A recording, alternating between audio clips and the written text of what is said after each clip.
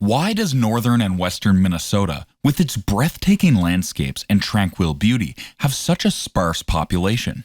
Well, these regions, known for their serene forests and vast open spaces, stand in stark contrast to bustling cityscapes. Yet, behind the serene facade lies a complex tapestry of factors. From the unforgiving winters to unique economic landscapes that influence life here. But what truly lies behind the quiet expanses of northern and western Minnesota? And how do these elements intertwine to shape such a distinctive region? Stay tuned as we journey through the heart of these less traveled paths. Will the reasons behind their sparse population surprise you? Let's find out. Historical settlement patterns.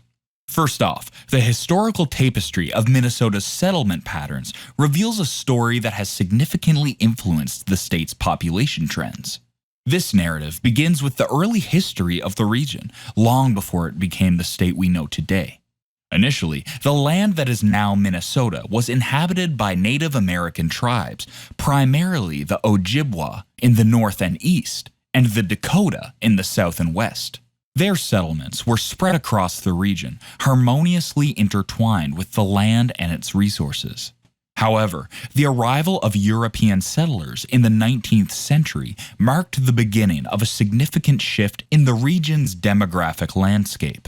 The most rapid period of settlement occurred during the 1880s, a time when homesteaders, drawn by the promise of land and opportunity, flooded into the western and southwestern regions of the state. This influx of settlers was part of a larger westward expansion movement happening across the United States. Minnesota, with its fertile land and abundant resources, became a prime destination for these settlers. As the state developed, the southeastern part, including the twin cities of Minneapolis and St. Paul, emerged as the epicenter of urban development. The Falls of St. Anthony in Minneapolis, for example, became a hub for flour milling, leveraging the power of the Mississippi River. This industrial development attracted more settlers, leading to rapid urban growth.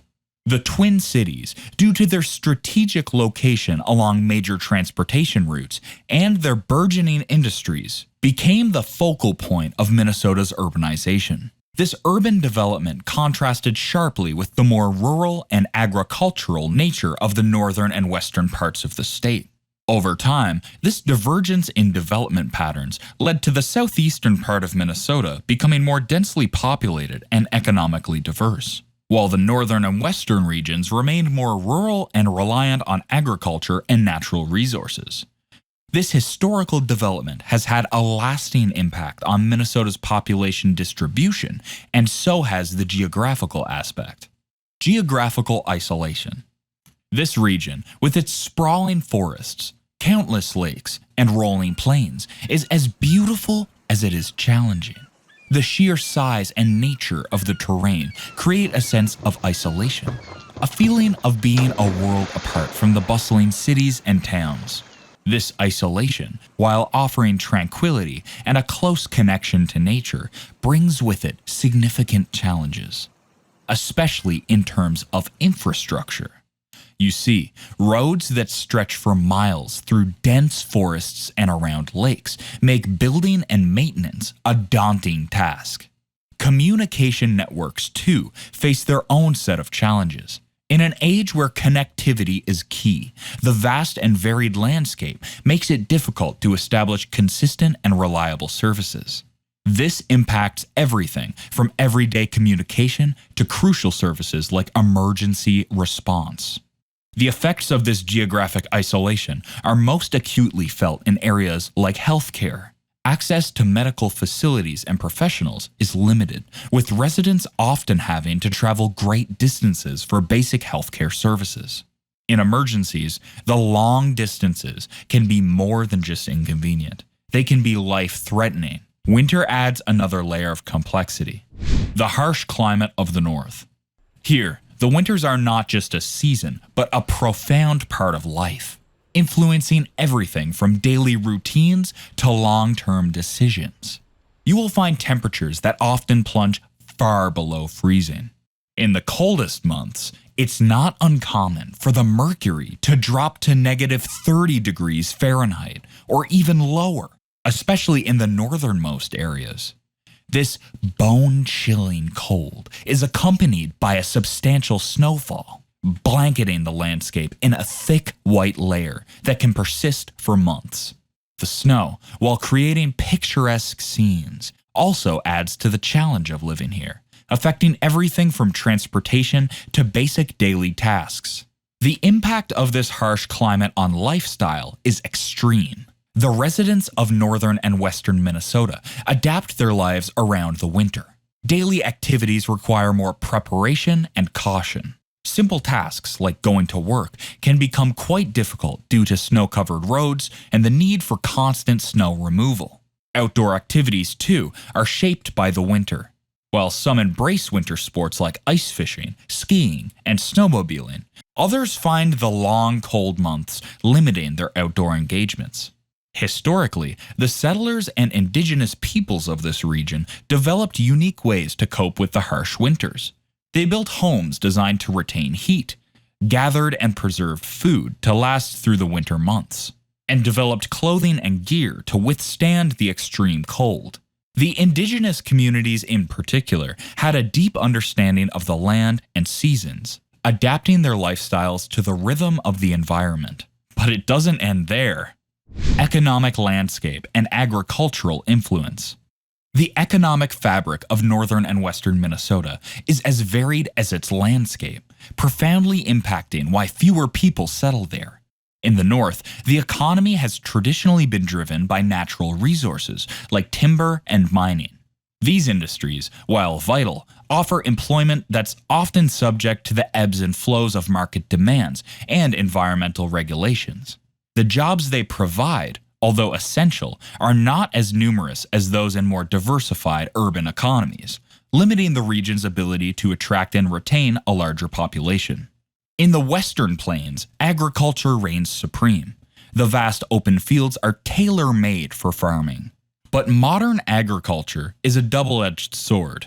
Technological advancements in farming mean fewer hands are needed to work the land, leading to a lesser concentration of workers and their families.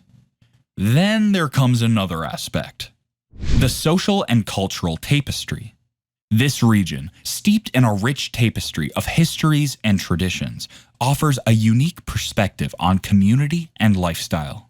The sense of community in these areas is strong but dispersed.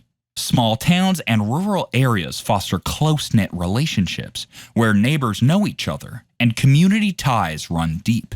However, the vast distances between homes and towns create a sense of isolation, making social interactions less frequent compared to urban areas. This rural setting, while appealing for its tranquility and close community bonds, may not attract those accustomed to the constant buzz and convenience of city life. Culturally, these regions have a heritage rooted in the land and its resources. From indigenous communities to settlers who farmed the plains or mined the forests, the history is rich with stories of resilience and adaptation. Festivals, local arts, and traditions reflect this heritage, but they also highlight the contrast between rural and urban cultural scenes. The slower-paced, nature-centric lifestyle here is a stark difference from the diverse cultural experiences offered in cities. Urban versus rural amenities. The contrast between urban and rural amenities significantly influences the population distribution in northern and western Minnesota. This region, known for its sprawling landscapes and natural tranquility, offers a lifestyle that is markedly different from the hustle and bustle of city living. In urban areas, the allure lies in the abundance of amenities and conveniences. Cities boast diverse dining options, entertainment venues, shopping centers, and a wide range of professional services. Moreover, urban areas typically offer more educational and healthcare facilities, which are crucial factors for many when choosing a place to live. The availability of these amenities not only makes life more convenient, but also provides vibrancy and diversity of experiences. In contrast, northern and western Minnesota, with their rural setting, offer a different kind of appeal. Here, the amenities are more about the quality of life connected to nature. Recreational opportunities like hiking, fishing, and hunting are abundant. The pace of life is slower, and the environment is quieter and less crowded. However, these areas often lack the variety of shopping, dining, and entertainment options found in cities. Access to healthcare and education can also be more limited, with longer travel times to reach hospitals or schools. This difference in amenities plays a significant role in people's decisions about where to live. Families might prefer urban areas for better schooling and healthcare options, while others might seek the peace and tranquility of rural life, but find the lack of convenience a significant hurdle. In northern and western Minnesota, the limited urban amenities, coupled with the challenges posed by geography and climate, create a living environment that appeals to a specific segment of the population. While it offers a serene and close-to-nature lifestyle, it lacks the variety and convenience of urban living, contributing to its lower population density.